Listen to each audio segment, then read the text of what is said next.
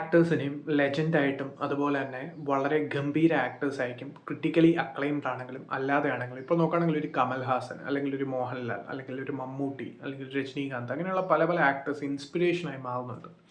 കാരണം അങ്ങനെയുള്ള ഒരു ചെറിയ ബാക്ക്ഗ്രൗണ്ടിൽ നിന്നെത്തി ആ ഒരു ഇൻഫ്ലുവൻഷ്യൽ ആയിട്ടുള്ള പൊസിഷനിൽ എത്തിയ ആക്ടേഴ്സ് ഉണ്ട്. ഇങ്ങനെയുള്ള ആളുകളെയാണ് ലെജൻസ് ആയിട്ട് നമ്മൾ കണക്കാക്കുന്നത്. പക്ഷേ ഇവിടെ നമ്മൾ ഒരു ആക്ടറിൻ്റെ കാര്യം പറയുമ്പോഴത്തേക്കും ഒരു ഡീപ്പ് ഇംപ്രഷൻ അദ്ദേഹത്തിൻ്റെ സിനിമ കണ്ടവർക്കെല്ലാം തന്നെ ഉണ്ടാകുന്നുണ്ട്.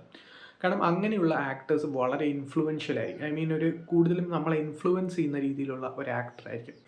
സോ അങ്ങനെയുള്ള ഒരു അതുല്യനായ കലാകാരനാണ് റോബിൻ വില്യംസ്.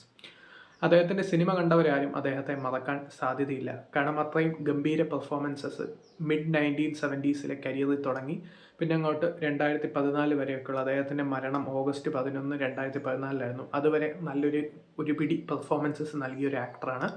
ഞെട്ടിക്കുന്ന ഒരു മരണവാർത്തയാണ് അദ്ദേഹത്തിൻ്റേത്. കാരണം അതൊരു സൂയിസൈഡായിരുന്നു. സോ അദ്ദേഹം എല്ലാവരുടെയും ലൈഫിൽ ഒരു ഏലിയനായിട്ടാണ് വന്നത്. എല്ലാ ഹ്യൂമൻ സ്പിരിറ്റ്സിനെയും ടച്ച് ചെയ്ത ഒരു അതുല്യമായ ഒരു കലാകാരനാണ് എന്നാണ് അദ്ദേഹത്തിൻ്റെ മരണത്തിന് ശേഷമുള്ളൊരു ഒഫീഷ്യൽ സ്റ്റേറ്റ്മെൻറ്റ് പറയുന്നത്. അത് സത്യം തന്നെയാണ്. കാരണം ഗംഭീര പെർഫോമൻസസും അത്രയും ഇൻഫ്ലുവൻസ് ചെയ്യുന്ന ഒരു ആക്ടർ പിന്നെയും ജീവിച്ചുകൊണ്ടേയിരിക്കും. കാരണം അദ്ദേഹത്തിന് മരണമില്ല.